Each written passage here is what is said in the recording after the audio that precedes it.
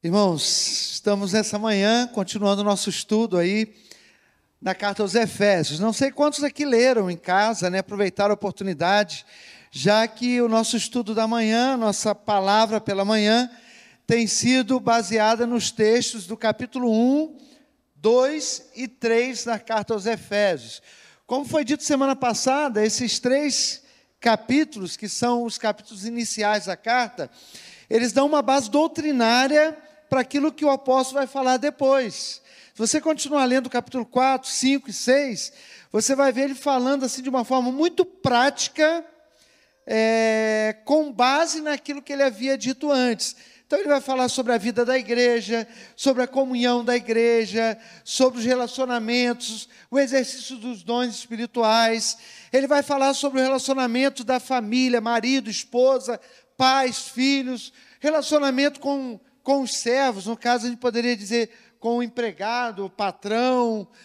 Vai falar sobre a nossa luta espiritual, a batalha espiritual que nós enfrentamos. Então, tudo isso de uma forma muito prática, mas com uma base muito firme, que ele coloca aí do capítulo 1 ao capítulo 3 de Efésios. Então, se você ainda não leu, leia o capítulo 1 até o 3, que você leia toda a carta, né?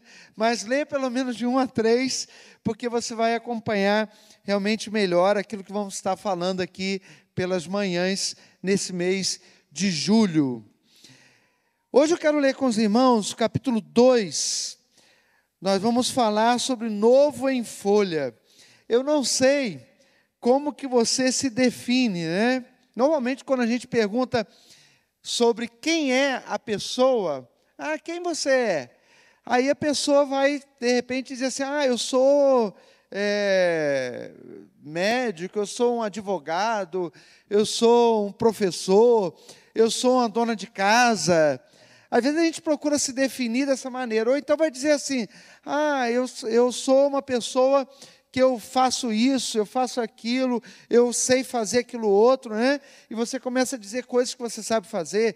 Ou de repente você vai dizer assim, olha, eu sou a pessoa que na minha vida as coisas não deram certo. Ou então você vai dizer, eu vim lá de baixo, eu fui crescendo. Até estava lendo algo, né? A gente sabe disso, vendo, né, as propagandas políticas, que nós estamos no ano de política, né, de eleição. E normalmente os candidatos, muitas vezes, vão dizer isso, eu era assim, era assado, tal, agora eu sou isso, agora eu posso fazer isso, eu posso ajudar você, eu posso, né? E às vezes a gente se define como alguém que tem determinada profissão, como alguém que sabe fazer determinadas coisas, como alguém que, de repente, não conseguiu determinada coisa que queria, ou conseguiu, né? Teve sucesso. Então a gente se define por aquilo que faz, por aquilo que sabe fazer, ou por aquilo que não sabe, por aquilo que acertou, por aquilo que errou, quando na verdade a Bíblia vai mostrar para nós que não é isso que na verdade nos define, né? Não é isso que vai dizer quem eu sou, não é isso que vai dizer quem você é, né? Então tudo depende de que maneira a gente enxerga as coisas, com que olhos a gente enxerga, como que a gente vê quem realmente nós somos. Nós deveríamos entender, eu espero que nesse texto do capítulo 2 de Efésios a gente entenda, que quem diz que eu sou, ou quem eu sou, tem tudo a ver com aquilo que Deus faz ou fez na minha vida, né? Aquilo que Deus realizou na minha vida. Quem eu sou tem a ver com o meu relacionamento com Deus. Quem eu sou tem a ver com o meu relacionamento com Jesus Cristo. Quem eu sou depende de eu estar ou não em Cristo. Quem eu sou tem tudo a ver com o que Deus fala que eu sou, com o que a Bíblia fala que eu sou. Eu estava lembrando até daquele canto que a gente canta aqui na igreja. Eu sou quem dizes... Eu não lembro do cântico, tá, irmãos? Só vendo a letra, mas quem dizes que eu sou, né? Isso é como se fosse uma oração, né? Não é isso? Deus é quem diz que eu sou, não o que as pessoas dizem, ou o que os meus olhos humanos, de repente, podem ver. Né? Eu moro naquela casa, eu tenho aquele trabalho. Não, é aquilo que Deus diz que eu sou. Então, Efésios capítulo 2, eu quero convidar você a ler, e a gente vai refletir nessa manhã sobre novo em folha. Eu espero que você seja novinho em folha, não importa a idade, tá? Não importa se você tem 60, 70, 80, pode ter até mais, pode ter até 100 anos, mas novo em folha. Não importa também se você tem 1 ano de vida cristã ou se você tem 50 anos de vida cristã. Você precisa lembrar que você é novo em folha. Sempre, durante toda a vida com Cristo, você é novo em folha. Vamos ler Efésios 2, 1 a 10. Vocês estavam mortos por causa da sua desobediência e de seus muitos pecados, nos quais costumavam viver, como o resto do mundo, obedecendo ao comandante dos poderes do mundo invisível.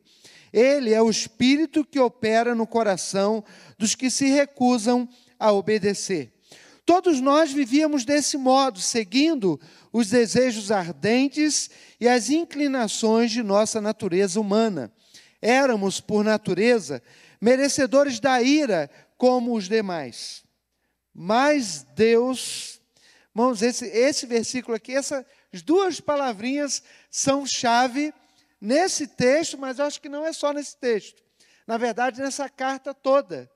Porque esse mais Deus é que faz toda a diferença. É que mostra toda a mudança, toda a transformação. Tudo aquilo que Deus faz, está mostrado aqui nessas 2 palavrinhas. Mais Deus. Essa conjunção adversativa, se eu não estou enganado é isso, eu não sou professor de português, mas eu me lembro, viu como é que a gente aprende? Ó, lá do meu ensino, lá fundamental ou médio, né? E olha que eu tenho tempo, eu terminei em 1982 o ensino médio, né? Mas eu ainda me lembro que esse mais é uma conjunção adversativa, né? Para mostrar que houve uma mudança, né? Algo contraposto, colocado contrário ao que vinha antes, né? Então isso faz toda a diferença. Mas Deus, o que Deus fez? Deus é tão rico em misericórdia, nos amou tanto que, embora estivéssemos mortos por causa dos nossos pecados, Ele nos deu vida juntamente com Cristo. É pela graça que vocês são salvos, pois Ele nos ressuscitou juntamente com Cristo e nos fez sentar com Ele nos domínios celestiais, porque agora estamos em Cristo Jesus. Portanto, nas eras futuras, Deus poderá apontar-nos como exemplos da riqueza insuperável de sua graça, revelada na bondade que Ele demonstrou por nós em Cristo Jesus. Vocês são salvos pela graça, por meio da fé. Isso não vem de vocês, é uma dádiva de Deus.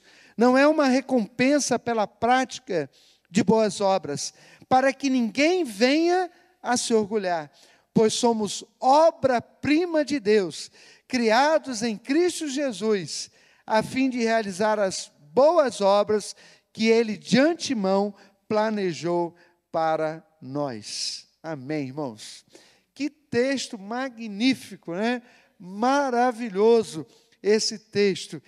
A gente lê a palavra de Deus e a gente fica assim, maravilhado com aquilo que Deus revela para nós. E eu quero dizer para você, meu querido irmão, que esse texto aqui tem tudo a ver com o capítulo 1.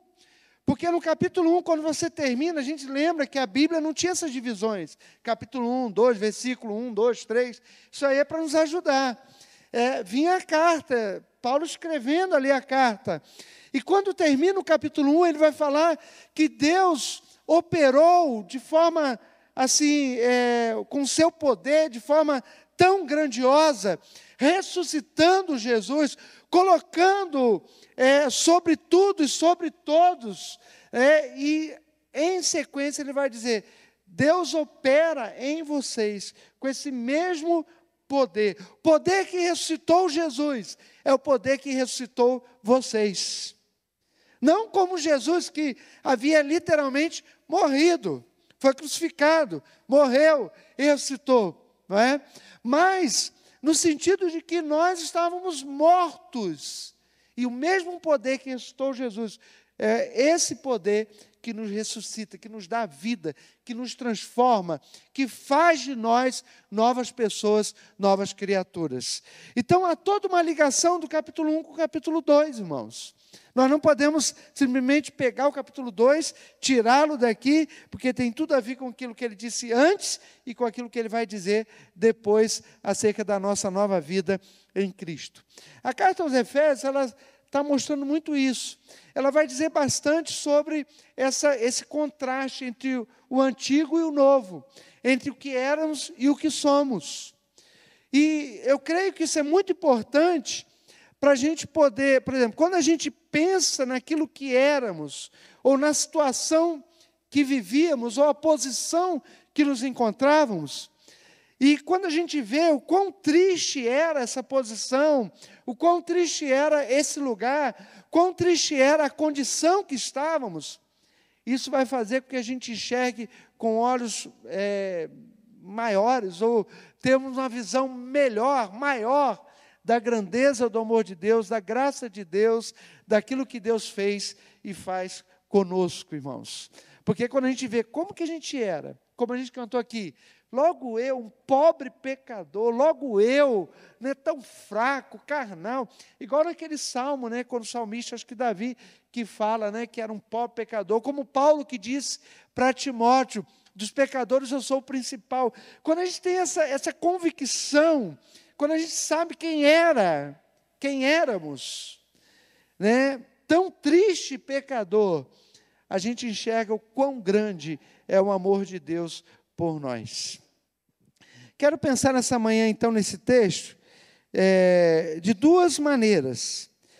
Há um contraste muito vívido aqui no texto, entre quem nós somos por natureza, ou quem éramos por natureza, né, e quem nós somos pela graça de Deus. Então, o texto, no capítulo 2 aqui, do verso 1 ao 3, vai mostrar quem somos por natureza.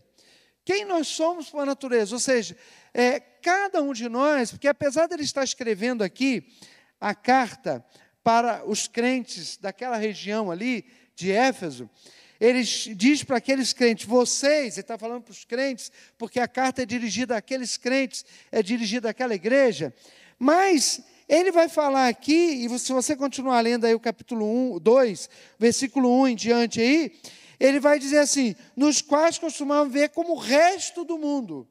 Então ele está incluindo todas as pessoas, todo o mundo, dentro dessa questão aqui, desse quem nós somos por natureza. Então, ele está dizendo que todos nós, independente de raça, independente de ser uma pessoa que tem estudo ou que não tem, de ter dinheiro ou não ter, independente de sexo, ser homem, ser mulher, de idade, ser jovem, criança, adolescente, adulto, terceira idade, não importa. Ele está dizendo que todos nós estávamos numa mesma situação, numa mesma condição. Muito triste isso. Muito triste essa condição que o pecado que operava em nós, vou dizer operava assim, porque no sentido de que eu creio que, como Paulo, que você creu em Jesus, você está em Cristo. Então eu estou falando, aquele que crê em Jesus pode dizer assim, quão triste é a situação com que o pecado operava na nossa vida, né? Quão terrível era a situação, ou é a situação do homem, da pessoa sem Jesus. E hoje não se fala muito sobre isso, né, irmãos? Hoje não se fala muito. Nós estamos vivendo um período em que, não sei se já é aquele período que está lá na carta de Timóteo, em que os homens vão fazer coceirinha no ouvido, eles querem ouvir aquilo que agrada, né? Querem ouvir o que agrada. E talvez não seja muito agradável se falar no que está aqui no capítulo 2, verso 1 ao 3, quem nós somos sem Cristo. Quem nós somos antes da graça de Deus operar na nossa vida. Quem nós somos antes de receber Cristo como Senhor e Salvador da nossa vida. É muito triste, as pessoas não querem. A gente está olhando aí, as pessoas estão vivendo, se alegrando, festejando, né? Estão criando seus filhos, tendo suas famílias, e em nenhum momento a Bíblia vai dizer que nós deixamos de ter a imagem e semelhança de Deus. A nossa imagem e semelhança com Deus, ela está manchada, ela está contaminada pelo pecado, corrompida em todas as partes, emoção, pensamento, ações, tudo, né? Está. Mas o ser humano ainda pode fazer coisas boas, fazer o bem. Então, você vê muita gente fazendo bem. Você vê muita gente andando correto. Você vê muita gente fazendo as coisas de maneira certa. Às vezes, você chega a dizer assim, poxa, só falta ser crente, né? Na verdade, falta tudo.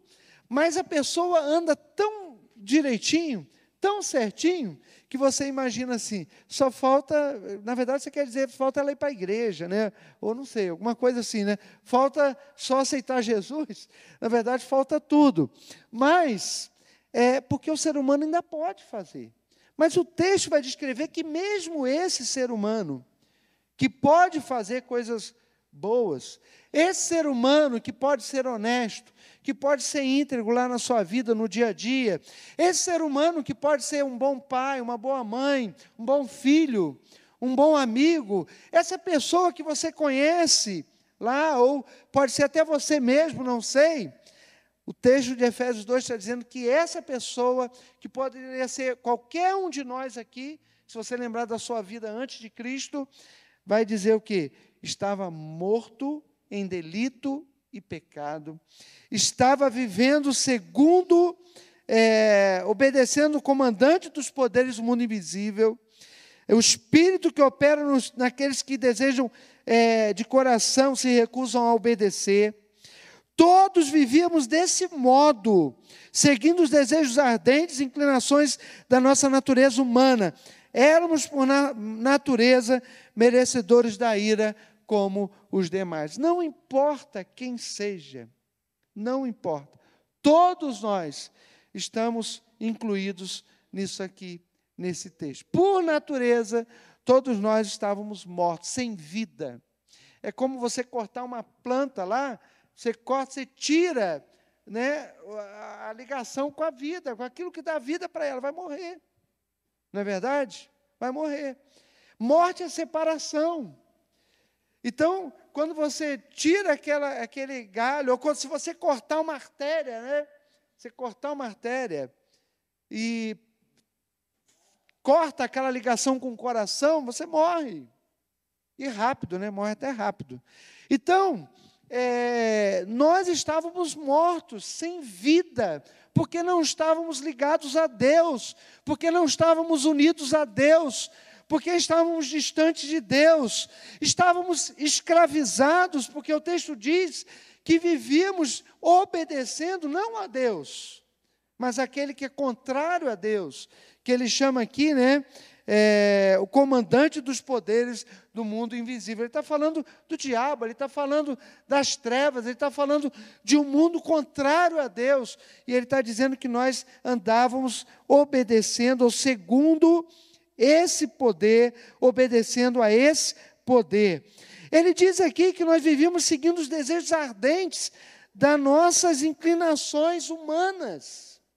Ou seja, éramos escravos do diabo, escravos do mundo, porque andávamos como todo mundo, éramos escravos da nossa natureza, da carne, nossa natureza pecaminosa.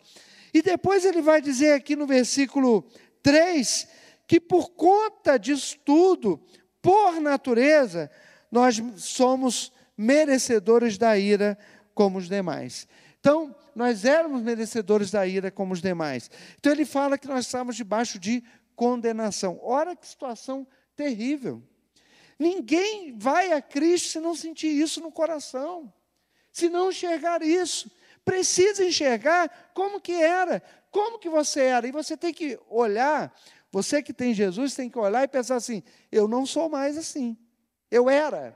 Você reparou aqui que os versículos, todo o verbo não está no presente, está dizendo eu sou assim, eu sou. Dizendo, éramos, estávamos mortos, éramos por natureza, éramos desobedientes, estávamos debaixo da ira. O que significa que houve uma mudança. Então você tem que olhar para trás e dizer, eu era assim. Eu era um indigno pecador. Eu era alguém que não merecia a não ser a condenação por causa do meu pecado. Eu era alguém que estava sem vida, morto. Alguém que vivia, ainda que vivesse bem, mas vivia longe de Deus. E era uma triste condição a que eu tinha por estar longe de Deus. Então ele começa descrevendo quem nós éramos. E como eu disse para os irmãos, por natureza nós éramos assim. E Paulo está descrevendo isso justamente para mostrar a grande mudança. A grande mudança. Porque ao mesmo tempo que ele vai falar que éramos, ele vai dizer agora o que nós somos. E isso é maravilhoso. A partir do versículo 4, ele vai dizer quem nós somos por natureza. Ou seja, se nós somos, pela graça, né? Se nós somos diferentes pela graça, você tem que olhar para a sua vida e você tem que ver que você não é mais o mesmo. Não pode ser. Não pode. Né? E não é uma questão de uma maquiagem. Né? Às vezes a pessoa morre, aqui no Brasil não tem muito costume de fazer isso. Né? Acho que fora é que tem mais costume de maquiar o defunto, né? Deixar ele bem bonito. A gente ainda tem um costume, a gente procura botar aquela roupa bonita, que nem aparece, né? Às vezes cobre tudo de flor e fica lá, ninguém nem vê, né? Eu acho que tem gente que deve botar até sapato, meia, que não aparece nada, está tudo lá, né? Mas a gente quer botar bonito, penteia o cabelo, ajeita, né? Tudo bonitinho. Eu me lembro que uma vez eu fui num sepultamento, não era aqui não, a pessoa, lá em Bom Jardim de Goiás, onde eu pastorei, e lá uma pessoa foi atropelada na pista, na estrada, uma carreta. E eu não sei como ficou. Deram uma ajeitada na pessoa, porque o olho estava mais embaixo do que o outro. Né? Um olho estava aqui para baixo, o outro estava mais em cima. O acidente foi algo terrível. Mas procuraram fazer o melhor para a pessoa ficar bonitinha lá. Aí maqueia, faz isso. Mas ninguém faz isso pensando assim, eu vou ressuscitar essa pessoa aí. Né? Vou dar uma maquiagem e ela vai ficar viva de novo. Né? Vou pentear o cabelo dela, ela vai ficar viva de novo. Vai ficar bonita, ela vai ficar viva de novo. Não, Deus não fez isso com a gente. Deus não fez uma maquiagem. Deus não fez só uma aparência bonitinha para nós. Então, quando você olha para a sua vida, você vê um contraste. Quem você era, você não é mais. Não é mais. Infelizmente, hoje, irmãos, nós, às vezes, não vemos tanta diferença entre o cristão e o não cristão. Às vezes, não conseguimos detectar quem é aquele que tem Jesus e aquele que não tem no mundo, né? Quem diz que tem e aquele que não tem, não sei, né? Porque não se faz tão aparente, muitas vezes, na vida de muitas pessoas que dizem ter Jesus. Mas é notório, é muito claro o que a Bíblia diz. Tem uma diferença. E a diferença não é uma maquiagem, não é simplesmente porque fazemos ou deixamos de fazer determinadas coisas. Não é simplesmente porque temos um linguajar diferente, um palavreado diferente, que muitos até não têm, infelizmente, né? Mas não é só por isso. Não é porque simplesmente usamos uma roupa que é diferente de outras pessoas. Não é simplesmente isso, mas é uma mudança de natureza. Deus nos dá uma nova natureza. Paulo está descrevendo isso aqui quando ele vai falar o que Deus faz depois. Pela graça, quem nós somos? Pela graça. Porque nós somos uma nova pessoa. Nós que estávamos mortos, temos vida. Nós que éramos escravos, fomos libertos do pecado, do diabo, do império das trevas, do mundo. Nós que estávamos condenados, nos tornamos o quê? Filhos de Deus, da família de Deus. Olha o contraste, olha a diferença. Não é uma diferença exterior, é algo que Deus faz na nossa natureza. Ele nos dá da sua natureza. Quando Nicodemos foi conversar com Jesus, perguntando o que ele poderia fazer, ou como ele poderia ter a vida eterna, Jesus foi e falou para ele: você precisa nascer de novo. E Nicodemos, na verdade, Jesus sabia o que estava no coração de Nicodemos. Jesus sabia qual era a inquietação de Nicodemos. Talvez Nicodemos pensasse, ele era um mestre da lei, era um conhecedor de todas as coisas da lei, e ele pensou assim, bem, o que eu tenho que fazer? Eu posso fazer isso, aquilo, cumprir essa lei, obedecer aquela outra lei, achando que por si mesmo poderia, de alguma maneira, obter a vida eterna. Jesus fala, você tem que nascer de novo. E esse nascimento é o nascimento do Espírito. E ele fala, o Espírito, ele está aí operando, você não vê, é como o vento, mas você sabe que ele está aí operando na vida das pessoas. Porque isso se torna aparente, isso se torna real, isso se torna prático, quando você vê uma vida daquele que estava morto, daquele que era escravo, daquele que estava condenado, e você vê a diferença daquela pessoa quando ela se entrega a Jesus. Uma vida nova. Quem somos pela graça? Como eu disse, todos os verbos do versículo anterior eram lá do passado. Nós estávamos mortos, nós estávamos debaixo da ira de Deus, nós andávamos segundo o príncipe das trevas, mas Deus. E aí aquilo que eu falei, essas duas palavras são chave, porque é uma mudança total. Mudança total, que não é operada por mim nem por você. Não é um esforço meu ou seu que vai fazer você se tornar uma nova criatura. Não é o que eu posso fazer, seja bom, muito bom, não sei, que vai fazer com que essa mudança aconteça. Não é porque eu tenho algum mérito em mim, algo de bom em mim. Na verdade, eu não tenho nada de bom em mim. Mas tudo começa e termina aqui em Deus. Mas Deus, Ele, e é só Ele que faz. Por quê? Aí ele vai dizer o que ele faz. Ele vai dizer o seguinte, mas Deus é tão rico em misericórdia e nos amou tanto que, embora estivéssemos mortos, ou seja, embora sendo quem nós éramos, sendo indignos, pecadores, desobedientes, rebeldes, embora tudo isso, Deus, sendo rico em misericórdia, e nos amou tanto que, embora estivéssemos mortos por causa do nosso pecado, Ele nos deu vida juntamente com Cristo. E ele fala, é pela graça que vocês são salvos. Versículo 8, ele repete isso também, pela graça sois salvos.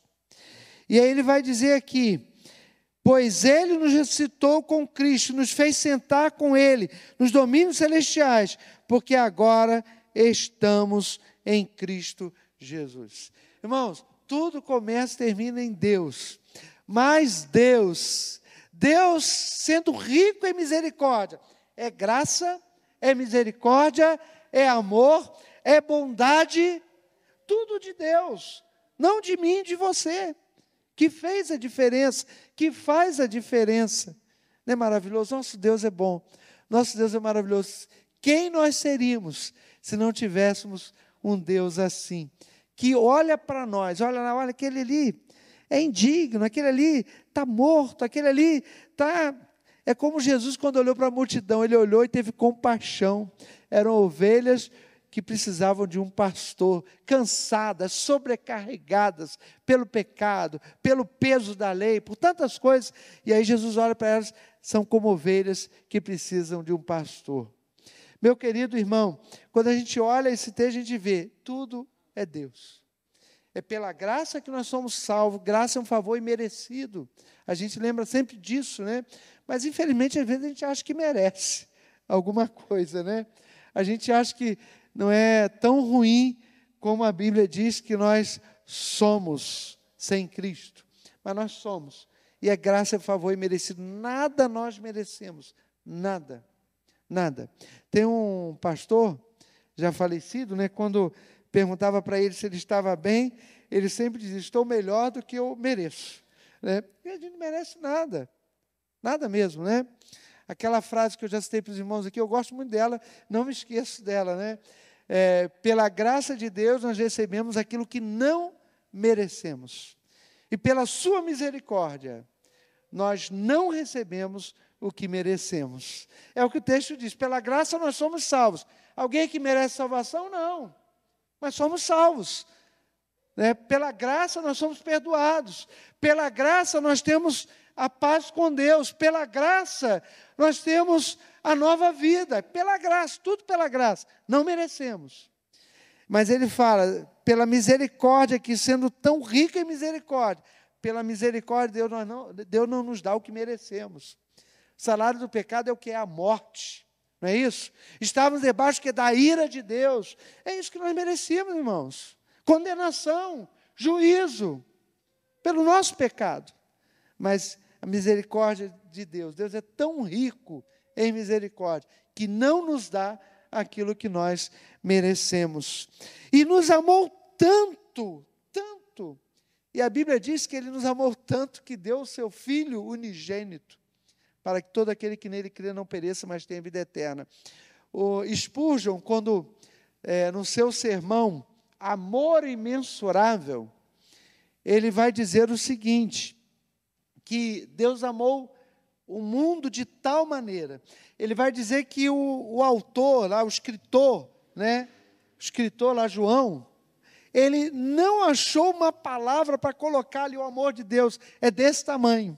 Então ele falou, Deus amou o mundo de tal maneira que deu o seu Filho unigênito. Então, a medida do amor de Deus foi a dádiva que Deus realizou em nosso favor. Não tem uma palavra para dizer, Deus amou desse tamanho, né?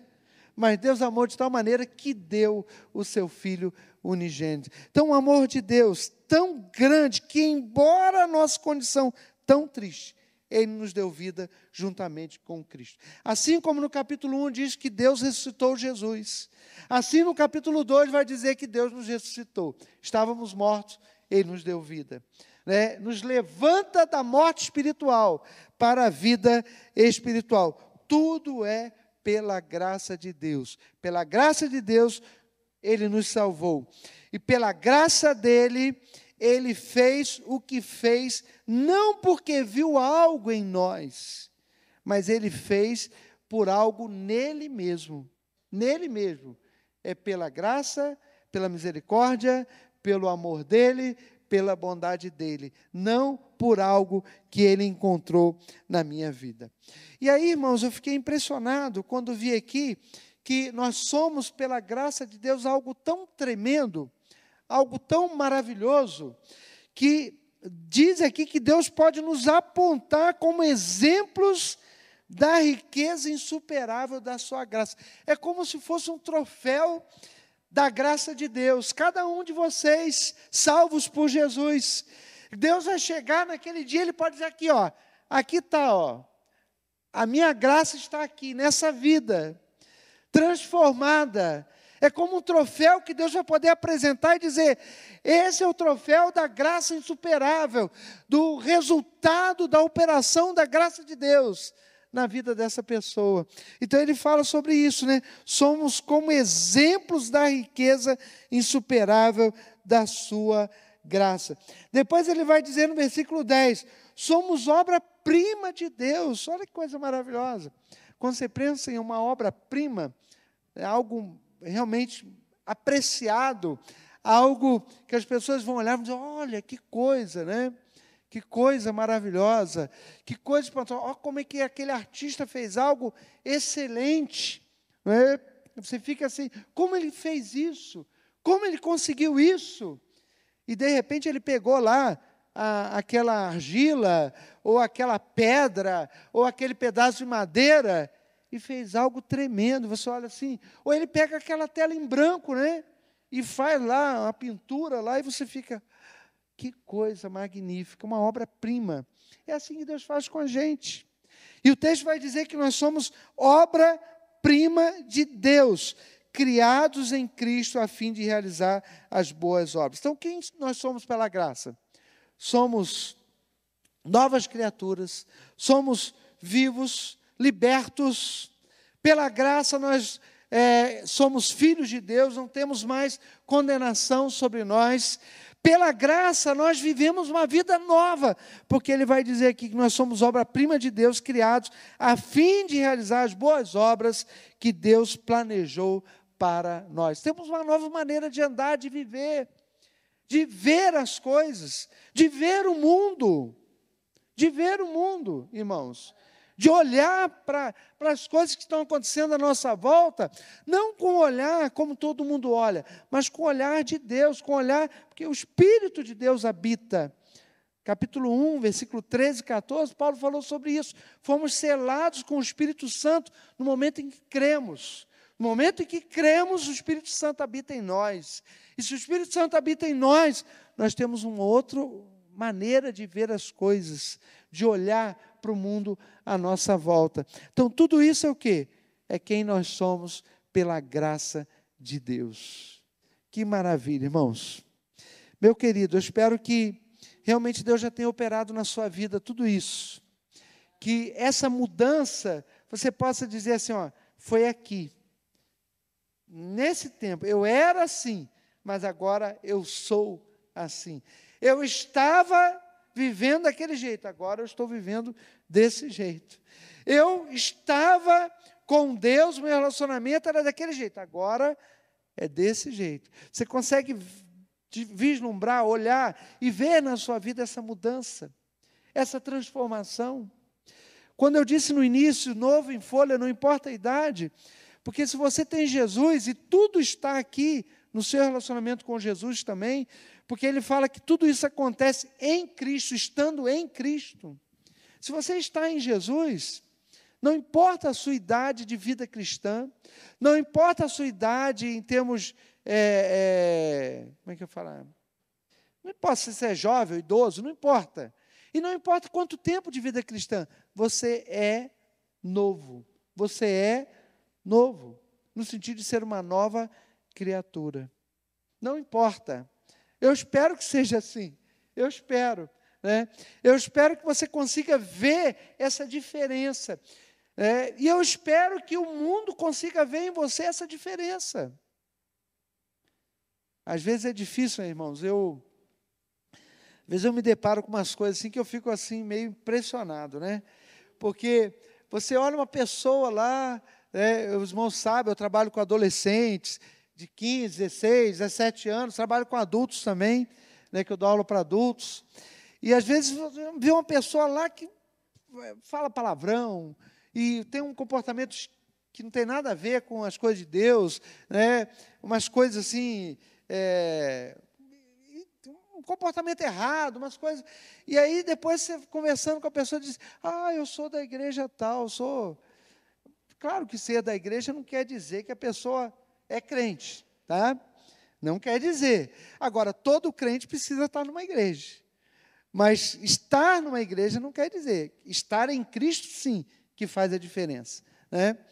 E a gente fica assim, poxa, mas eu fico pensando, mas é da igreja? Será que lá na igreja sabem o comportamento dessa pessoa? Será que sabe como é que é? Né? E o testemunho, né, da nova vida é algo tão importante, por isso que Paulo vai dizer que a gente deve andar nas boas obras. Às vezes, eu não conheço muita gente, mas muita gente me conhece, né?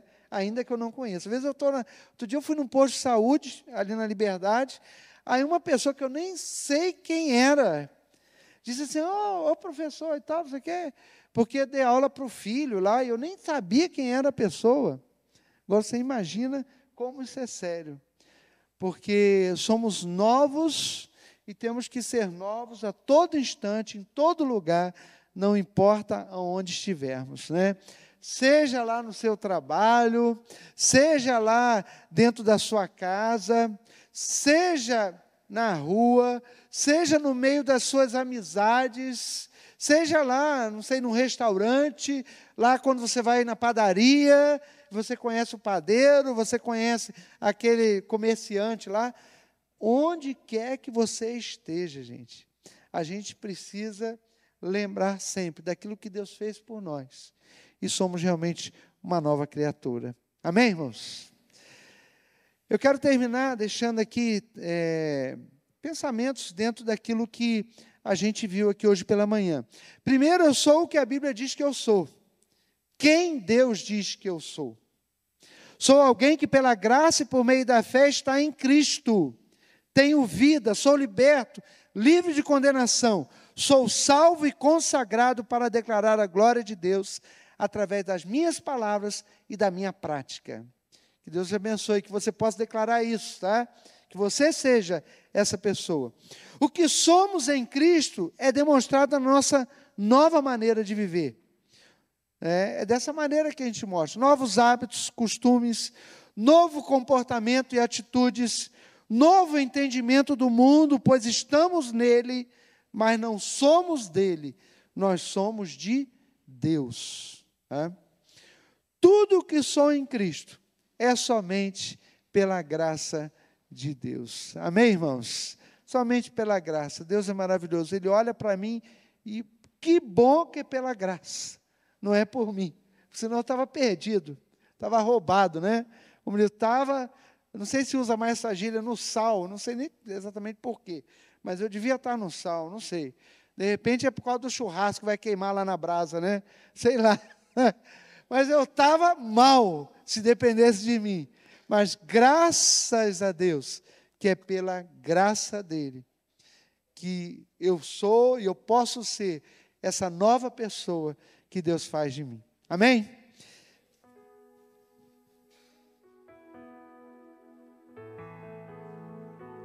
Vamos orar, vamos ficar de pé?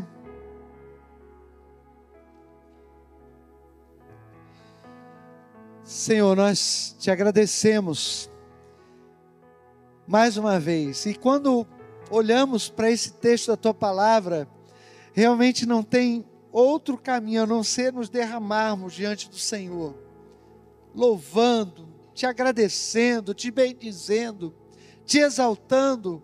Deus, tu és um Deus maravilhoso, o único Deus verdadeiro, que ainda que esteja sobre tudo e sobre todos, todo poder, o Senhor é onipotente, o Senhor é o grande e soberano Deus, mas ainda assim se importa conosco e pela tua graça, o Senhor opera em nós. Obrigado, Senhor, obrigado pela salvação, obrigado pelo perdão, obrigado pela vida nova, ó Deus, que podemos ter. Obrigado, ó Deus, porque podemos ter um novo relacionamento com o Senhor. Obrigado pela igreja, obrigado, Senhor. Louvado, engrandecido seja o nome do Senhor. Faz-nos, ó Deus, viver dessa forma, novas criaturas, novas pessoas, porque é assim que o Senhor deseja de cada um de nós. Nós te agradecemos, nós te louvamos, em nome de Jesus. Amém.